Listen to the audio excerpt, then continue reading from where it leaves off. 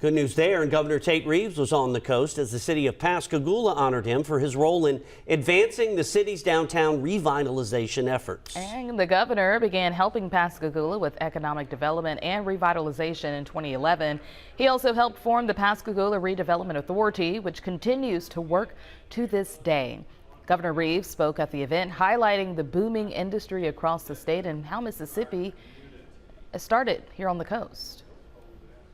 Mississippi's a cool place to live, and a lot of the reason Mississippi's a cool place to live and more of our people are staying here and more people are moving here is because of capital investments that are happening in communities all across our state, and Pascagoula is a leading example of that.